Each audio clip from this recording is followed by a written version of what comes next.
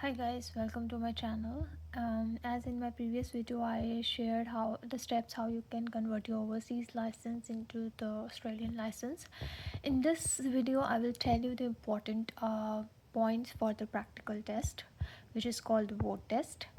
The first five maneuvers for driving test is like the first is move off the curb. You will park your car at the curb, and then how you will start moving off that curb. So the important thing is that you need to give your indicator and wait for 5 seconds. You can count like the blink of the indicators, so you need to give 5 seconds. If you move off before that, it's an immediate failure. Then U-turn. This is also very important point. The test in this you need to take a U-turn. You might need to take two U-turns or it depending on. So in U-turn, I'll discuss it with you. There are many things. Then reverse parallel parking. This is a trick how you can do this, what instructor teaches you. So that for this you can hire an instructor and ask him to teach you reverse parallel parking. Then angle parking is like 45-degree angle parking, and a 3-point turn. It's like how you will take turn in a single road, a U-turn on a single road. So, and the other one also important, which is not in five maneuvers, is the lane changing.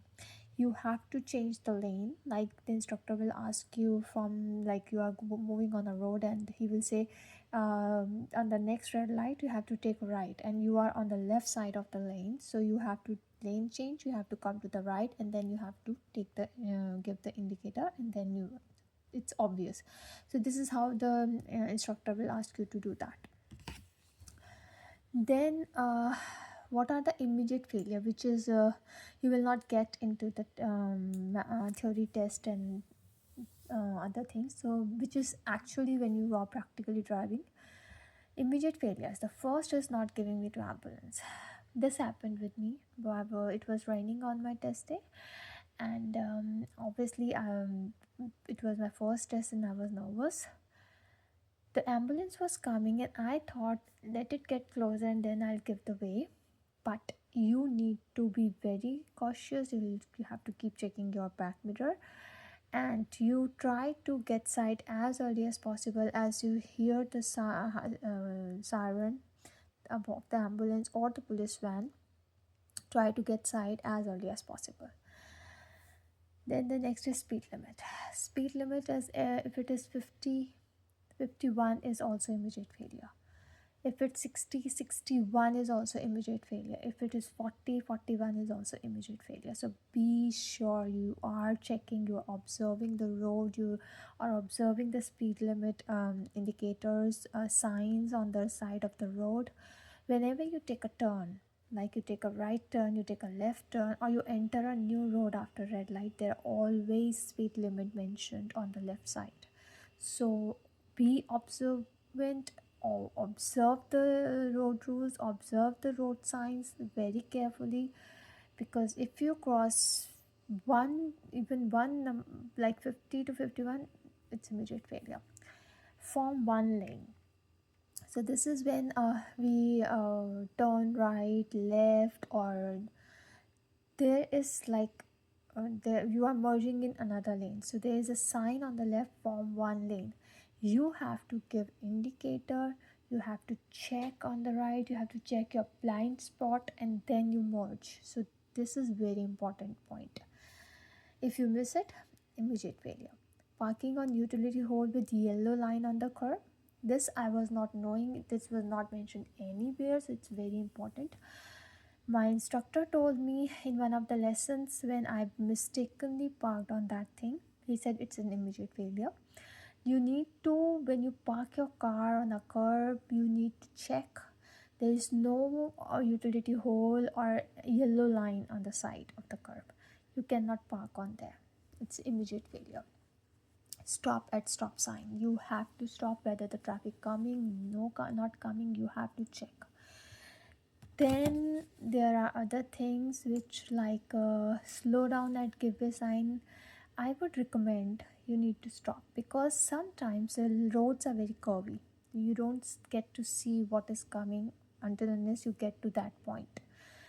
If you slow down and try to cross, it will be a failure if you saw the vehicle late.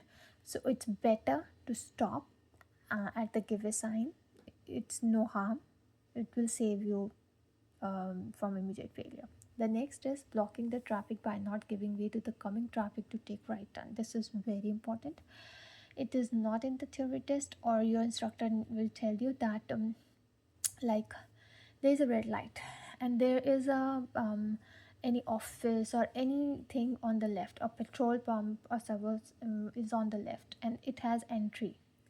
So when you move towards the red light, you need to be ensured that if there is a right sign from the opposite direction towards that, you need to leave that place for the vehicle coming from opposite side. If they need to take the right turn, so that they can take the right turn, you are not blocking that traffic. I hope you understand the point. Not follow the speed limit at roadworks, very important. There are roadworks, they always mention the speed limit on the side when the roadwork begins. Make sure your speed limit is like if it is 40, your speed limit should be 40 before crossing that sign. The next is not aborting the U-turn. Yeah, this is where I'll explain. Like you're taking a U-turn and on the road, you give the right indicator, and in the meantime, the traffic coming, you're waiting to get the road clear. In the meantime, a car comes behind you. You have to abort it, because the car behind you thinks that you're taking a right turn. When you start your car, they automatically try to come behind you, and it could cause some stress. So it's better to abort it. It is the right thing. If you will not abort it, again you keep on taking u-turn, it's immediate failure. If you're taking u-turn and there is a there's a lane on the right side, and a vehicle is coming and giving indicator to left, you have to abort your u-turn. If you keep on taking u-turn, the time you start your car, the person standing opposite direction, they will think you are taking a right turn, they will start, and it could be a disaster. So these are the points where you need to be very clear. Not waiting till the 5 seconds to move off the car. This is also very important. Some instructors do ignore it, but in my case they didn't ignore it. They failed me on immediate fail on this. Is I parked my car, they asked me to move off, the road was empty, I gave the indicator, and I think after 3 seconds I just move off the car. So they failed me that you need to wait till 5 seconds before moving off the car. So these are the very important things which you will not get in theory test. There you have to get the instructor for this, and the bad thing is that instructor charge you $100 just for one rule which I mentioned in this video. So I hope you like the video. Please like and subscribe my channel. Thank you.